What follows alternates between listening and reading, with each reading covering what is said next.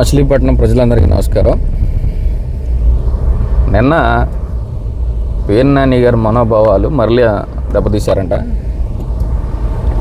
ర్యాంపేస్ అంటే ఇనప బద్దేసి మట్టే చేసుకుంటుంటే అనంతపురం నుంచి వచ్చాడంటే జీతానికి, ఇక్కడికి 10,000 జీతానికి 5-7,000 జీతానికి వచ్చాడంటే ఇక్కడికి 10 ఏళ్ల క్రితం. ఆడు అసలు అధికారులనే ఉచ్చపోయించేస్తున్నాడు మామూలుగా. వీళ్ళందరూనేమో గ్రూప్ 1 యూపీఎస్సీ పాస్ అయ్యి చదువుకుని పాస్ అయ్యి ఎస్పీలుగా, కలెక్టర్లుగా, డిఎస్పీలుగా పనిచేస్తుంటే, మున్సిపల్ కమిషనర్గా పనిచేస్తుంటే వీళ్ళు నాదేదో 5,000 రూపాయలు 7,000 రూపాయలకి అనంతపురం నుంచి జీతానికి వచ్చినోడు ఇవాళ వీళ్ళందరినీ ఉచ్చపోయి ఆడు ఫోన్ చేశాడని చెప్పి పరిగెత్తుకొచ్చారు. ఏంటంటే డిఎస్పీ గారు ఏంటి ఇక్కడ ఏంటి వచ్చారు, ఏది ఇక్కడ జరిగిపోయి ఏం జరుగుతుంది, ఈ మట్టి వేసుకోవడం తప్ప అని అడిగాం. తప్పేం కాదు సార్, కొడతమే తప్పు మీదే అన్నాడు. పొలిటికల్కి దగ్గరగా ఉన్న వాళ్ళకి అర్థమవుద్ది కానీ దూరంగా ఉన్న వాళ్ళకి అర్థం కాదు. ఎవరో 7,000 10,000 జీతగాడు అని చెప్పాను. ఆ జీతగాడు కొల్లు రవీంద్ర గారి పిఏ భాష. ఏంది భాష అన్న? పేర్ని నాని గారి హిస్టరీ తెలియక నువ్వు ర్యాంప్నే పగలగొట్టిస్తావా ఏంది? పేర్ని నాని గారు అంటే కూస్తంత కూడా భయం లేదా నీకు? భయం పెట్టుకోవాలన్న లోపల నువ్వా? కట్ చేస్తే పేర్ని నాని గారి మనోభావాలు ఏదో దెబ్బతీసి ఉండొచ్చు.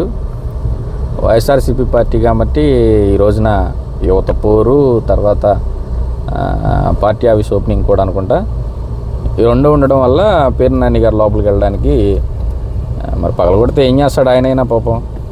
ఏదో ఒకటి వేసుకోవాలి కదా, ఆట మొక్కలో ఏదో ఒకటి అలా ఏర్పాటు చేసుకుంటుంటే మరి పిఏ భాష గారికి తెలిసి మంత్రి గారికి చెప్తే మరి మంత్రి గారు తీసేయమన్నట్టున్నారు. ఇప్పుడు ఒకటి పేర్ని నాని గారు, ఆ పిఏ భాష గారు ఆయన ఏం చేస్తాడు? వాళ్ళ మంత్రి గారు చెప్తే ఆదేశాలు ఇస్తే ఆయన చేస్తాడు. ఆయన సొంతంగా ఏమీ చేయడు కదా. రెండోది చూసుకుంటే అది పార్టీల ఇష్యూ, మీ 2 పార్టీల ఇష్యూ, అది మీరు చూసుకోండి. తర్వాత ఈ వీడియో చూసిన తర్వాత నాకు ఒక ఫ్రెండ్ మెసేజ్ చేశాడు, అరే ఏందిరా పేర్ని నాని గారికి మధ్యన ఐఏఎస్లు అంటున్నాడు, ఐపీఎస్లు అంటున్నాడు, రెస్పెక్ట్ అంటున్నాడు, పోయిన్ చేస్తున్నాడు అని చెప్పి అంటున్నాడు. ఏందిరా పేర్ని నాని ఈ మధ్యన అసలు రెస్పెక్ట్ పెరిగిపోతుంది అని చెప్పి నాకు లింక్ పంపించాడు. ఆ లింక్ ఏంటంటే 20-30 years లోనే ఎక్కువగా జుట్టు రాలిపోతుందా? అయితే 60 seconds లో మీ కన్ఫ్యూజన్స్ అన్ని నేను క్లియర్ చేస్తాను. మనకి హెయిర్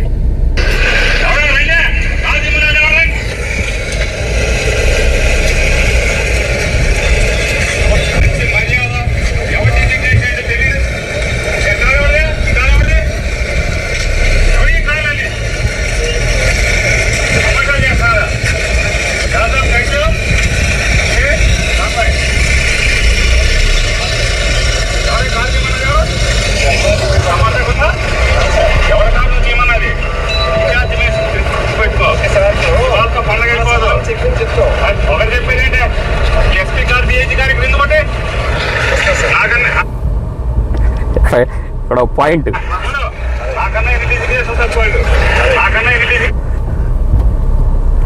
మా ఫ్రెండ్ పంపించాడు. ఏమన్నాడంటే, అరే కొంచెం పేర్ని నాని గారికి చెప్పరా, అసలే మా అన్నయ్య అని చెప్పని ఈ మధ్యన వీడియోలు రిలీజ్ చేస్తాను.